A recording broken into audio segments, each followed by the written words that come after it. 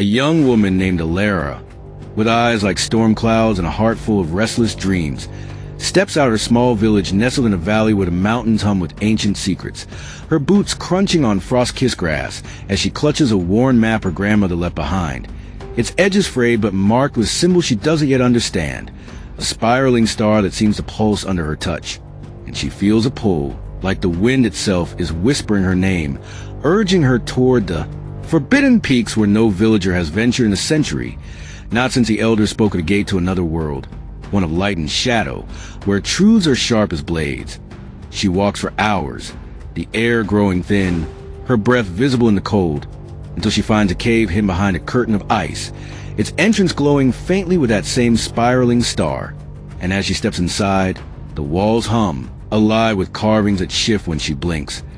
telling a story of a guardian who once bound the worlds together, a guardian who failed, and now the balance frays, shadows leaking into her world,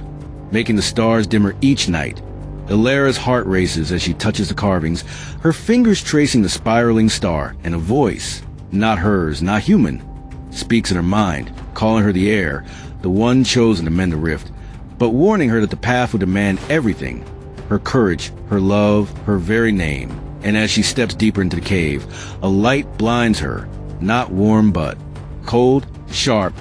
pulling her through a tear in the world, and she's falling weightless into a place where the sky is split, one half day, one half night, and a figure waits, cloaked in shadow, its eyes like hers, storm gray, but older, wearier, saying, "You've come at last, but are you ready to lose yourself to save us all?" Elara stands frozen, her boots sinking into the strange soil of the split sky world, one side blazing with unrelenting sunlight, the other cloaked in endless night. The figure's storm-gray eyes piercing her like a truth she's not ready to face, its voice low and resonant, saying, "You're the heir, but heritage is a weight, not a gift." And she feels a spiraling star on her map burn faintly in her pocket, as if it's alive, urging her forward. She steps toward the figure, her voice trembling, but defiant, asking who they are, and the figure only gestures at the horizon, where the two skies clash in a jagged line of violet lightning, whispering, "I am what you could become if you survive." And before she can press further, the ground quakes, splitting open to reveal a chasm where shadows writhe like living things, their forms flickering between faces she knows. Her mother, her brother, her own, and the figure warns. The rift grows, and it will swallow your world unless you seal it. Elara's heart pounds as she peers into the chasm,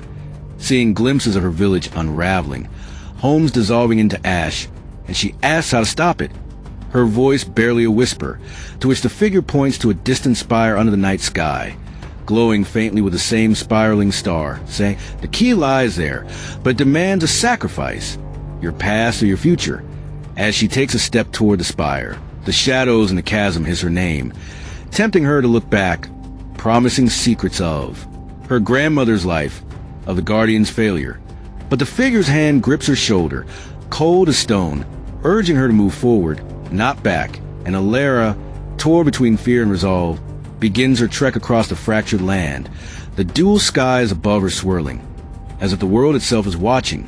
waiting to see if she'll break or bind what's been torn apart. Elara presses on toward the spire, her steps unsteady on the cracked earth where day and night bleed into each other, the violet lightning above snapping like a whip, each bolt humming with a warning she can't quite decipher, the spiraling star in her pocket now warm, almost alive, pulsing in rhythm with her heart. The air grows thick, heavy with whispers that aren't words but feelings, fear, hope, regret, swirling around her like a storm. And she glimpses shadows trailing her, not from the chasm, now but from the edges of this world, their forms shifting, sometimes human, sometimes not, their eyes glinting with hunger for something she carries. The figure, still at her side, silent now, points to the spire, its peak piercing the night sky, where a faint glow pulses, matching the star's rhythm, and Elara feels a tug in her chest, like a thread pulling her forward, but the ground beneath her shifts, forcing her to climb jagged rocks that cut her palms, each drop of blood sizzling as it hits the stone, as if the world is drinking her resolve. She asks the figure what the sacrifice means, her voice sharp with desperation, but it only says, "You'll know when you reach the spire, when the choice is all you have left." As they near the structure, the whispers grow louder, now forming words. Her name, her grandmother's name, promises of power, of rest, of forgetting, and the shadows close in, one taking the shape of her grandmother, young, fierce, holding the same map, begging Elara to turn back, to live free of this burden. But Elara shakes her head, tears stinging her eyes, and presses on, reaching the spire's base, where a door carved with a spiraling star looms, its glow blinding, and the figure finally speaks. To seal the rift, you must give the star what it gave you, your name, your story, or your will. Elara's hand hovers over the door, the star in her pocket burning hotter, the shadows screaming now, the lightning crashing, and she feels the weight of worlds on her shoulders. Her next step a question she's not sure she can answer. Elara stands before the spire's door, the spiraling star in her pocket now searing, its heat coursing through her veins like a second pulse. The door's glow pulsing in sync, casting her shadow long across the fractured ground where day and night churn in violent harmony. The figure beside her, its storm-gray eyes softer now, almost pleading, says, "Choose, Elara, but know the rift takes all you offer," and the shadows around her howl, their voices a cacophony of her past. Her mother's laughter, her brother's teasing, her grandmother's whispered tales, blending with promises of future unbound, free of this weight, as she just turns away. Her hand trembles as she pulls a map from her pocket, the spiraling star on it glowing so fiercely it burns the paper to ash, and she feels it, the truth of the sacrifice, not just her name or her story, but her place in the world, her tether to everything she's ever known. The door hums, the lightning above cracks the sky open, and the shadows lunge, their claws grazing her skin. But she presses her hand to the door, the star's light flooding her, through her, and she whispers, "Take my name," not because it's enough, but because it's all she can bear to lose. The door dissolves, and she's pulled into a void, weightless again, surrounded by threads of light and shadow weaving the worlds together,